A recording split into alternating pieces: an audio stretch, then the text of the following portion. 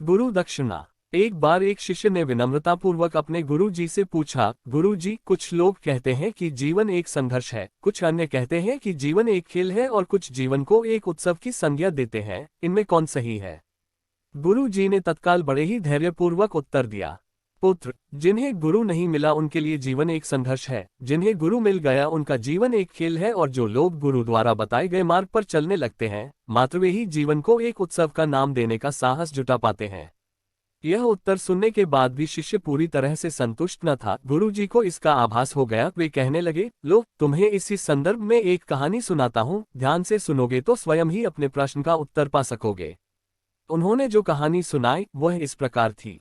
एक बार की बात है कि किसी गुरुकुल में 3 शिष्यों ने अपना अध्ययन संपूर्ण करने पर अपने गुरुजी से यह बताने के लिए विनती की कि उन्हें गुरुदक्षिणा में उनसे क्या चाहिए। गुरुजी पहले तो मंद मंद मुस्कुराए और फिर बड़े स्नेहपूर्वक कहने लगे, मुझे तुमसे गुरुदक्षिणा में एक थैला भर के सूखी पत्तियां चाहिए, ला सकोगे?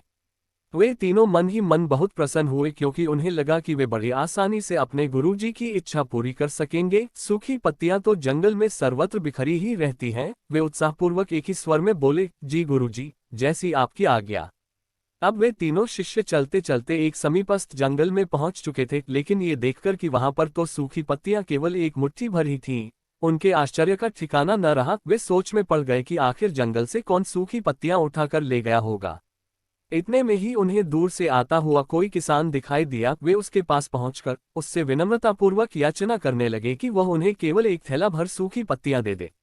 अब उस किसान ने उनसे क्षमायाचना करते हुए उन्हें ये बताया कि वह उनकी मदद नहीं कर सकता, क्योंकि उसने सूखी पत्तियों का ईंधन के रूप में पहले ही उपयोग कर लिया था। अब वे तीनों पास में ही बसे एक गांव की ओर इस आशा से बढ़ने लगे थे कि हो सकता है वहां उस गांव में उनकी कोई सहायता कर सके।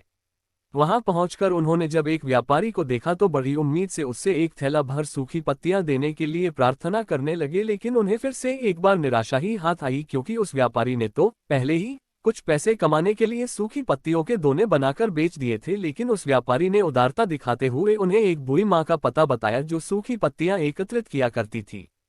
पर भाग्य ने यहाँ पर भी उनका साथ नहीं दिया, क्योंकि वह बूढ़ी माँ तो उन पत्तियों को अलग अलग करके कई प्रकार की औषधियां बनाया करती थी। अब निराश होकर वे तीनों खाली हाथ ही गुरुकुल लौट गए। गुरुजी ने उन्हें देखते ही स्नेहपूर्वक पूछा, पुत्रों, ले आए गुरुदक्षिणा।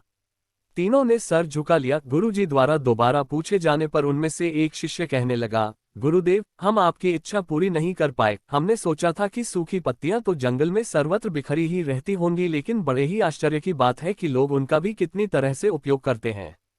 गुरुजी फिर पहले ही की तरह मुस्कुराते हुए प्रेम पूर्वक बोले, निराश क्यों होते हो?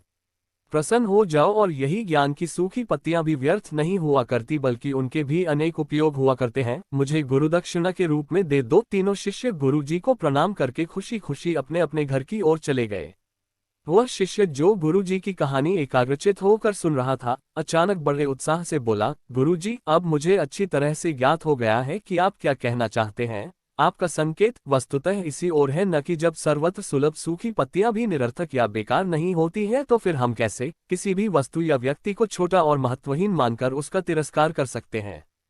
चींटी से लेकर हाथी तक और सुई से लेकर तलवार तक सभी का अपना अपना महत्व होता है।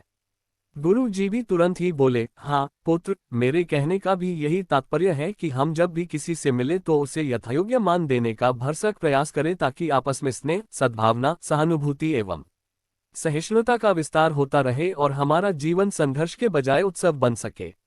दूसरे, यदि जीवन को एक खेल ही माना जाए तो बेहतर यही होगा कि हम निर्विक्षेप, स्वस्थ एवं शांत प्रतियोगिता में ही भाग लें और अपने निष्पादन तथा निर्माण को ऊंचाई के शिखर पर ले जाने का अथक प्रयास करें। अब शिष्य पूरी तरह से संतुष्ट था। अंततः मैं यही कहना चाहती हूँ कि यदि हम मन, वचन और कर्म इन तीनों ही स्तरों पर इस कहानी का मूल्यांकन करें